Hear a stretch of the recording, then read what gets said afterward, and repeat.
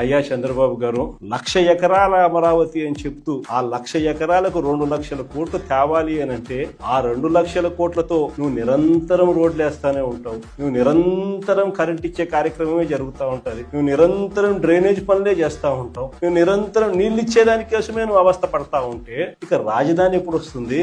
ఎన్ని దశాబ్దాలు పడుతుంది? ఇప్పటికే 12 ఏళ్ళు అయిపోయింది 2014 నుంచి ఇప్పటికే దిక్కు దివానం లేదు. ఇంకా ఎన్ని దశాబ్దాలు పడుతుందో తెలియదు. ఆ దశాబ్దాల కాలంలో ఈ 2,00,000 కోట్ల విలువ పూర్తి చేయడానికి 4 లక్షలు అవుతుందో 10 లక్షల కోట్లు అవుతుంది. నిరంతరం రోడ్లు వేయడానికి, నిరంతరం కరెంట్ వేయడానికి, నిరంతరం నీళ్లు ఇవ్వడానికి రాజధాని అనేది ఏమన్నా చిన్న ప్రాసెస్? రాజధాని అనేది భావితరాలకు మనం అందించబోయే ఒక మహోన్నతమైనటువంటి వ్యవస్థ.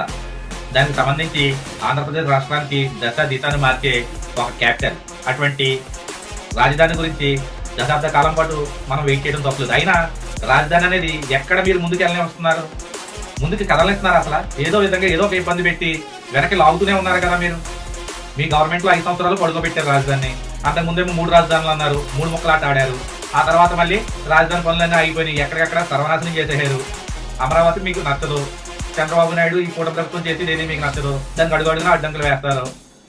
ప్రతిదానికి ఏదో ఒక వంక. ఏ విధంగానూ కూడా మీరు సహకరించారు రాజధాని నిర్మాణానికి. ఇప్పుడు కూడా అదే ఏడుపు. మా ఈ జగను, ఆ జగను, ఈ జగను, ఏదో జగన్లు మీ వచ్చినట్టు పెట్టుకుంటా పోతున్నారు. మీకు ఇంట్రెస్ట్ లేదు మెయిన్ రాజధాని కట్టడం, భావితరాలు బాగుపడటం ఇష్టం లేదు. ఎంచేపు మీరు బురద జల్లడమే. రాజధాని నిర్మాణం చేయడం మీకు అస్సలు ఇష్టం లేదు. మీరు ఎప్పటికీ మారదు, ఈ రాజధాని అవనివ్వదు.